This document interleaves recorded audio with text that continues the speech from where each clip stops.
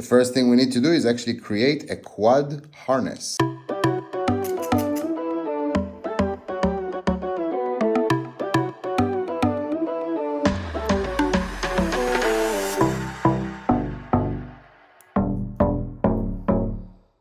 So all ends are done. One goes to Perfect Pass, one goes to the master ESC who powers the receiver, and 3 slaves. Let's solder them together. Oh, you know what?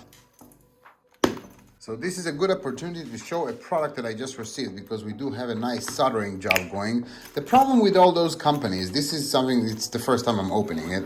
The problem with those companies that ask for reviews and whatnot is that if the product sucks, then I'm just wasting my time. And obviously I'm not gonna post something and steer my communities wrong just because I got a free solder iron. So, but let's actually test it together. So this is, I guess, what you get.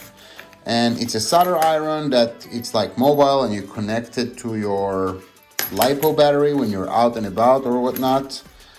That's strange. Look how long that is. All right, weird. So I guess this is the actual brain of this dealio. It's supposed to be really good. I've seen some other reviews online, but we're about to find out, right? Because other reviews, they might be good, but at the same time, these products usually comes with affiliate links when you put the link in the description, and then the video creator makes like, I don't know, 3-4% of the sales and whatnot. To me, it used to be cool when I just started, but now it's not worth my integrity. So if it's great, it's great, and you guys get to see that it's great. And if it sucks, it just sucks, and you guys get to see that it sucks. I am not wasting my time or jeopardizing my integrity with my community for 60-70 bucks, whatever this thing cost. But let's see, we might be surprised. So I guess you need a LiPo for it. So let me get a LiPo for that thing. What is the input voltage here? 12 to 25. So I'm guessing, yeah, 3S to 6S LiPo. All right, I can do that. So I'm guessing, just guessing, this goes here, just like so. That goes here until you hear like a cluck, cluck. I think this ring comes here. So this comes here, I guess. There's like a little groove thingy, nice. I gotta tell you, if that kicks ass, it's pretty amazing that this is only the driver. Like, this is nothing, it's tiny. And then this comes here, and then this goes to a 3 or 6S LiPo, 3 to 6S LiPo. And then you can put it like here when you're done. Yeah, all right.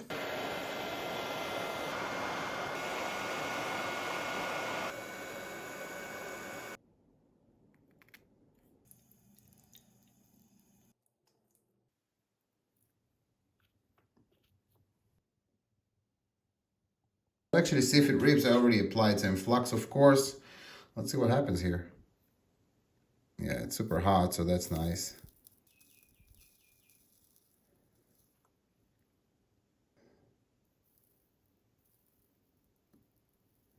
This is under like a super magnifying glass. Everything looks super horrible and uneven under a magnifying glass.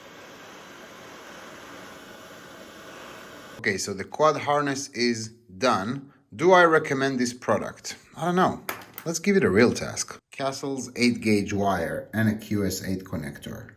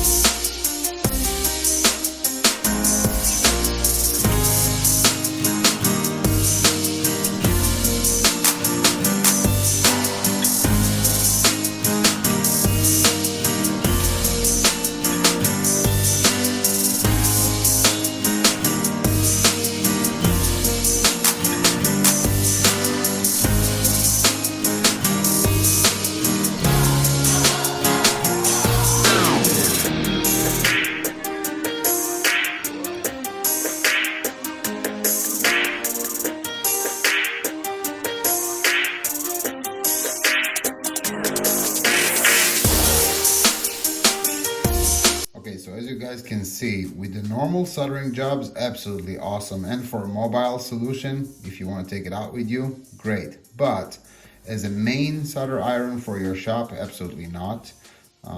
Simply because it still struggles with QS8 connector. Now, obviously, these are really tough to do. For a solder iron, for example, we started at 450 and now it already dropped to like 280 just because it's so hard to actually try and melt those. Yeah, it actually looks like a whole big mess here. Try to melt that solder while it's on an 8 gauge Castle silicone wire and a QS8 connector cup. So now, just for a reference, I decided to fire up my own solder station at my shop and show you the differences. So it was actually struggling with this one, with the mobile version.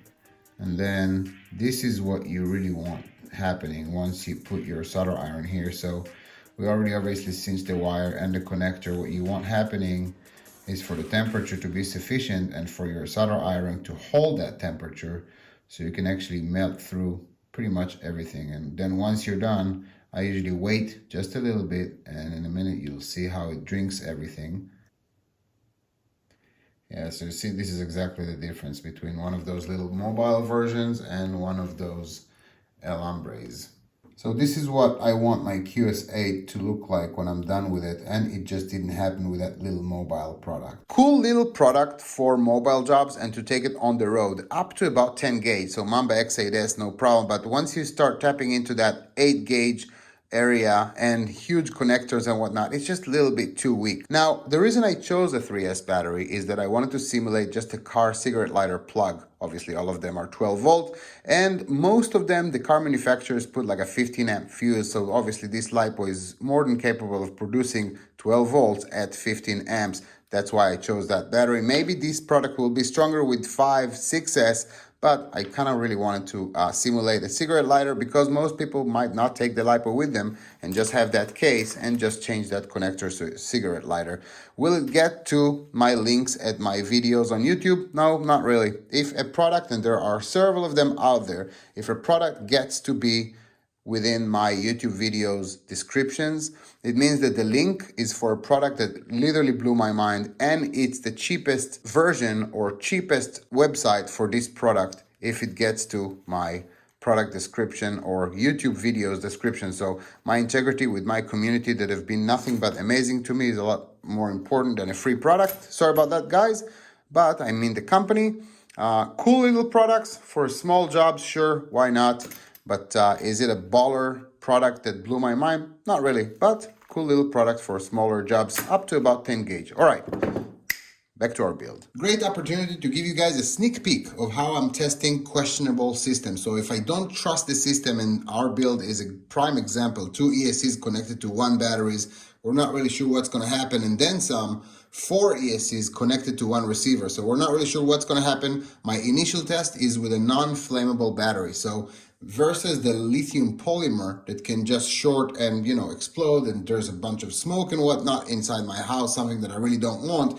Those batteries are a lot more stable and of course non-flammable. So this is my setup, and I have a quick bailout here. So something God forbid happens, I have a super quick bailout, and that's it. So 2 QS8 connectors, simply because everything I'm using is with QS8. So I have 2 QS8 for dual motors, quad motors or whatnot, or 2 models at the same time. And obviously this is a normal 12 volt deep cycle battery, so it simulates 3S battery. By the way, some of you guys asked me about my remote setup, so this is it pretty much. The Life battery is powering the amplifier as well. So right here you have a nice LED to tell me if it's on or not, and then I have a nice little switch here. So now it's on, and now it's off. So pretty much my amplifier, my signal booster, is connected inside, wired inside my remote, and it's being powered by my actual remote battery. The first ESC we're going to calibrate, of course, is the master. The master is the ESC closest to the box, just so we don't forget. So this will be a master, and then this one and these 2 are just slaves, okay? As you can see here in my connection, in my harness, only the master is actually connected to Perfect Pass. So Perfect Pass connected to my receiver, and then Perfect Pass is connected to my harness. Only the master is now getting commands, and the 3 slaves are waiting in line. Throttle trim all the way to negative, like in all calibration with Perfect Pass, and we begin. Lightly press, and we're going to turn on our master.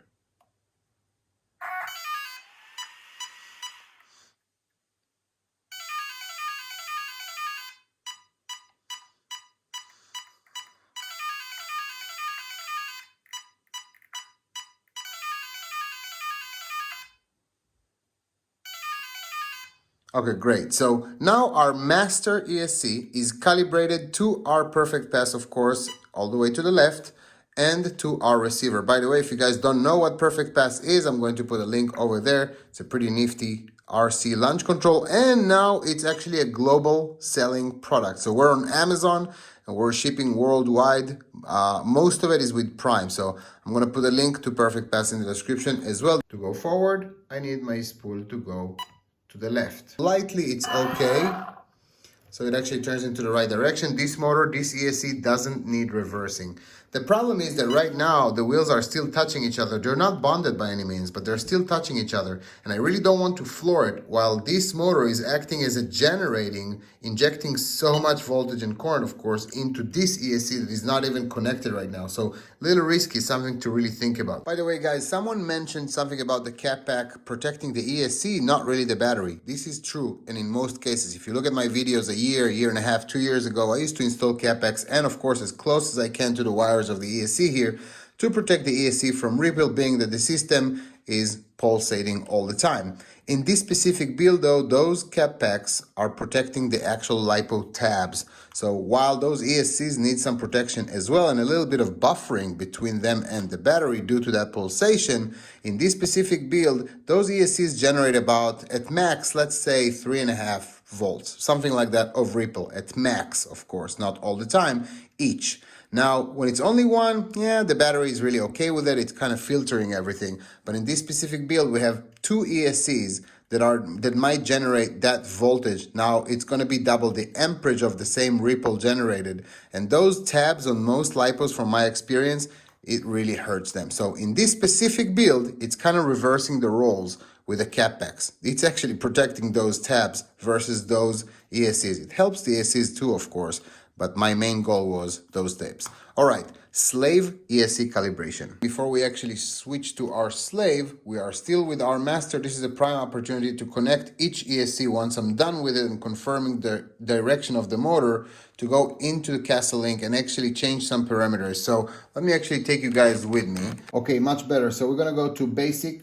We want to elect no cutoff. For cutoff voltage, no cutoff. With reverse, of course. BEC voltage matters in this one since it's the master, and we want a ton of amp on this one because it's going to actually send power to 3 other ESCs. So 7.5, and of course we have to confirm that our servo and receiver can take 7.5 volts from our BEC. So no cutoff, 7.5. Brake amount 50. We have 4 motors, so I think it's going to be 50. Might be a little bit too much, but we'll see. In the future, I'm going to leave it like that for now. Power, start power low, max power 100%, of course. Reverse percentage, again, we have 4 motors, so that's too much. Let's actually drop it to 25%. Advanced, we never really touch. Motor, we don't really need to change the direction. We already confirmed that the direction is correct. We're going to keep it at normal. Smart sense, of course. Timing will be 10, that's fine. Logging, we have just a little bit on there. Software, and this is a great opportunity to look at our throttle curve and brake curve and just make sure they're linear, but that's pretty much it. Software we can update later, but for right now, it's really not needed, and we update. We marked our master ESC wire. Now, the other ESC doesn't require power in normal operation, just like the other slaves. This is why our harness actually ensures that our ESCs doesn't get power, only our master powering our receiver. But for calibration, we do need power. So what we do, we actually eliminate the harness just for the calibration process. And then we can connect directly whatever ESC we want to perfect pass. Our first slave ESC is this little body right here. Like we said, this is the master. We already have throttle trim all the way to negative, and we already have perfect pass all the way to the left. Let's recalibrate the first slave.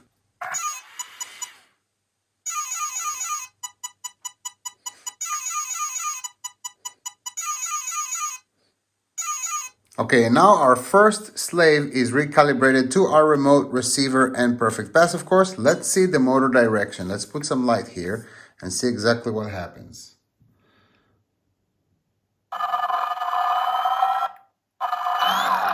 All right, so it actually goes into the other direction, which is really not good for us. It will make the shaft spins to the right. If the motor spins to the left towards us, it means that our spool will sit here and turn this way, which is the reverse direction. So we have to reverse this motor, meaning reversing this ESC. Okay, so basic, no cutoff, with reverse.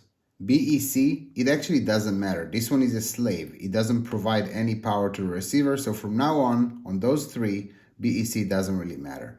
Break amount, 50% sure. Power, low, 100%. Reverse, like the other ones, we're going to change to 25%. Advanced, we're not touching. Motor, very important. Motor direction, we said we need to reverse it. So we're going to reverse our motor direction. Timing is 10, that's fine. Logging, etc., etc. Checking that throttle curve is linear and brake curve is linear, and update. Now, after we've done that, we can disconnect Castle Link. This is our slave one. And now, slave one can take one of those positions. Slave one goes to our harness as one of the slaves. Master will go into our harness as the master. And then the harness will be connected to perfect pass or a receiver, right? I'm just using perfect pass, so it's going to perfect pass. Now both are connected. And now master should be the one providing power to the receiver. Slave should be the one only operating based on what the receiver is asking it to do. Both motor direction should be the proper direction. Let's give it a shot. Remote is on. Most important, when you have masters and slaves, turn the master first and then the slave. Let's see how that looks. Master first. And then now that the master provided power to the receiver, our radio, of course, works. Then we can turn on the slave. Now both of them are on. Master providing power, slave is doing what the receiver wants it to do without providing power. And now that both directions are supposed to be correct, let's see how that looks. Now both motors are getting power.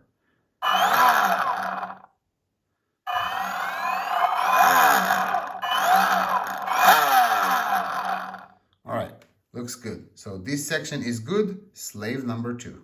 Okay, master, slave 1, slave 2, slave 3. Okay, just so it's easier. Now, I'm not really sure. I already provided power to this side of the car. I'm not really sure which one is which. And I want to keep the order. So I really want it to be master, slave 1, slave 2, slave 3.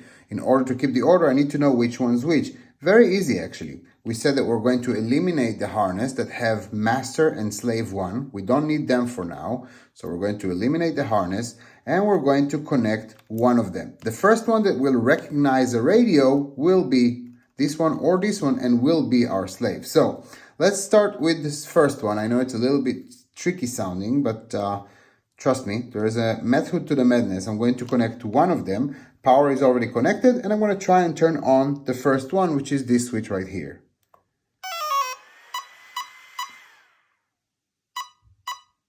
Okay, so it didn't recognize a radio. We're going to turn it off. And now we understand that this one, this pigtail, is actually for this ESC. Hoping that now that they're directly connected without eliminating the power with a harness, directly connected to perfect pass / receiver. Now if we choose the second one, this is probably this guy because now it will recognize a radio. So now we should actually get a confirmation. Connected, power is connected. Let's turn it on and confirm.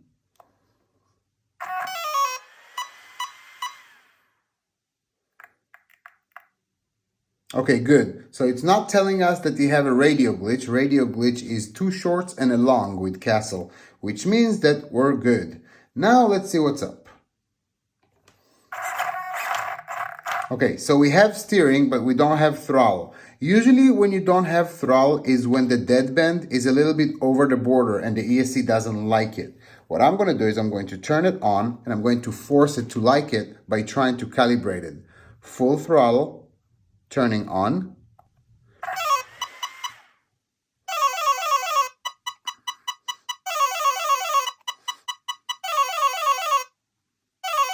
Okay, great. Now we force the ESC to learn a new deadband range. So now it's actually good. Let's actually look at our direction. Like we said, the spool needs to go to the left, which means this motor needs to turn to the right.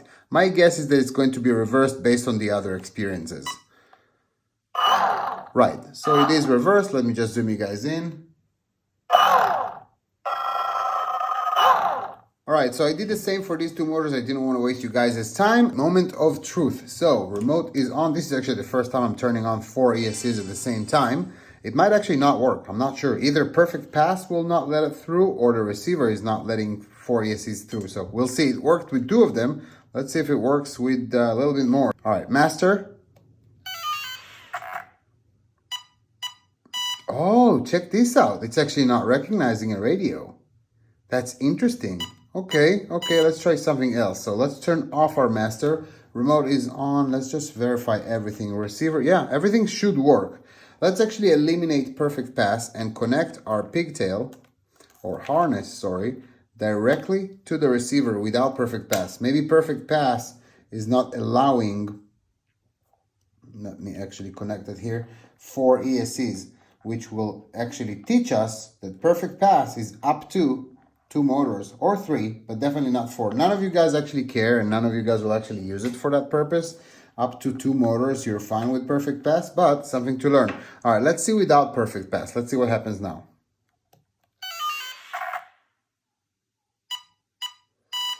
Very interesting. So you can't connect 4 ESCs at the same time. It's just not going to do it. The receiver is not going to support that.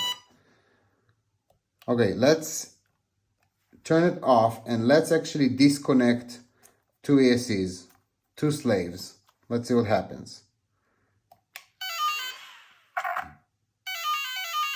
Okay, so it's good. With 2 ESCs, it's approving it. So let's turn it off and let's actually connect 3 ESCs. I'm learning something new today. Obviously, I've never had a 4-motor car or a quad. So now we have 3 ESCs connected. Let's turn the master on and see what happens.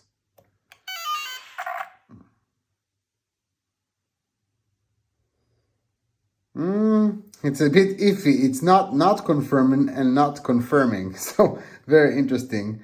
But what happens if I disconnect the 3rd? Yes, now it will work. So it's not the perfect pass's fault. No receiver, I guess, will support more than 2 ESCs, which now I need to ask myself, what do I do? What I will probably do is I'm going to have another Y harness and I'm going to mix 2 channels with another channel in the receiver. Okay, here's how I'm going to solve that. So menu, mixing menu, dual ESC, and then what I'm going to do is I'm going to do a mix mode and mixing channel 4, and then channel 4 will simulate channel 2, and then let's see if that works. But then channel 4 has to be reversed. Racing menu, sorry about that, linkage menu, channel reverse, channel 4 reverse out, and then channel 2 and channel 4 are doing exactly the same, and then it means that I have to completely cancel and destroy my quad harness, which sucks because I really liked it. And then we have to make sure that if we put another perfect pass, the code, the algorithm that is in the code is stable enough to output the same exact microseconds. Right. Okay, so here's what I'm going to do. I have perfect pass connected to channel 2, and I have another perfect pass connected to channel 4. Obviously, channel 2 and channel 4 are cloned in the receiver or in the transmitter, sorry. Now, regardless, I've connected my master ESC to battery in the receiver just so we have power for this experiment. So once I turn it on, we're actually going to hear the ESC telling us, hey, I don't recognize any radio, and it will be right because the signal wire is not connected to anything while being in the B port of the receiver. 2 perfect passes, and then we have a PWM meter, and we're going to see how many microseconds are on each perfect pass, just to see if the code is close enough. And then we will decide if we can use perfect passes for a quad motor or not. For most of you guys, it means nothing, but on this specific build, if you ever build a quad motor, it does. So we're going to turn it on. The ESC will tell us 2 shorts and a long that there is no radio connected while it is. Right, so it's not recognizing. Great.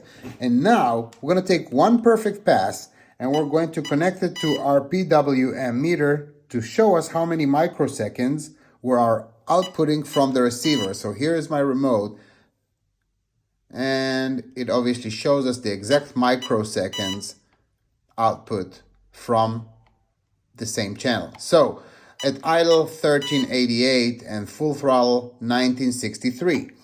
1388. Okay, now we're going to connect the PWM meter to the other perfect pass connected to channel 4 as a clone.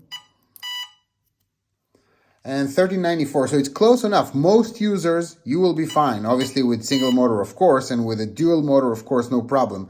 But with a quad, it might be a little bit tricky. So 1394 and full throttle microsecond input 1953. Okay, so now channel 2 is cloned with channel 4, 5, and 6. So I can actually connect 4 ESCs. Luckily, this is an aircraft receiver, so we have all those free empty channels. I would obviously have to recalibrate those ESCs without the perfect pass and then remove the positive from each one of those slaves, keeping that master in channel 2. I'm not going to bore you guys. I'm just going to do that. And with my superior editing, it'll be done. All right, now that finally everything is wired, box is closed, let's try it for the first time. So remote is on. I did set the timer on the throttle, but it's with a 7px or all the other Futabe, it's like 3 seconds, which is a definite no-go with speedruns. That's why you still use perfect pass, even with timers on your transmitters. But for whatever it's worth, it is what it is. So let's see how everything works. I'm actually curious myself. Master first. Well, let's actually provide power. Master first. And then slave 1. Slave 2. Slave 4. And now everything should work perfectly.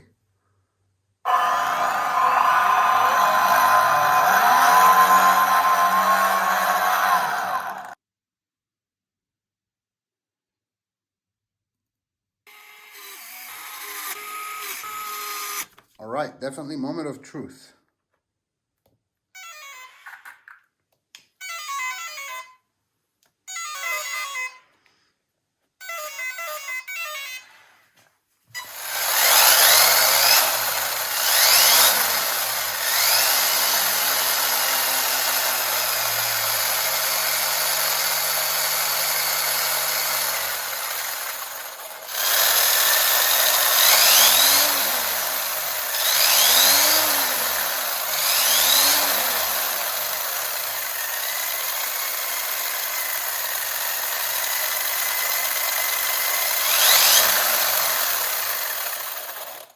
And now that we're completely done, we can finally disconnect our Arma from life support and actually let it run under its own power, just to confirm that everything actually works. Just like so. And then negative first, positive second, because only positive is actually the bullet with the resistor. On the other side, negative first, and only then positive, because this is the 2-stage.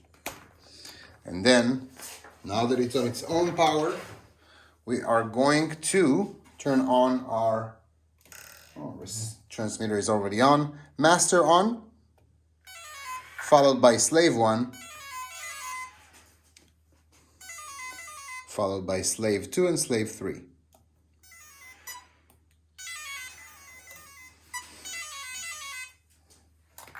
All right.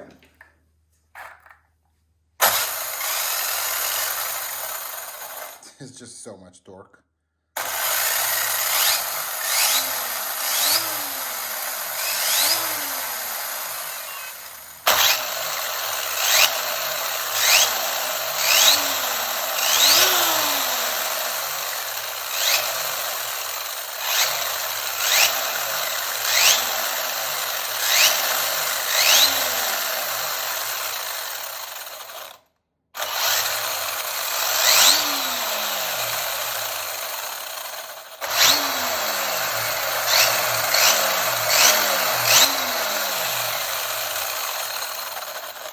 Thank you so much for your time. I know you have the option of what you're choosing, so seriously, I do appreciate it. The next time we're gonna see this puppy is on the runway.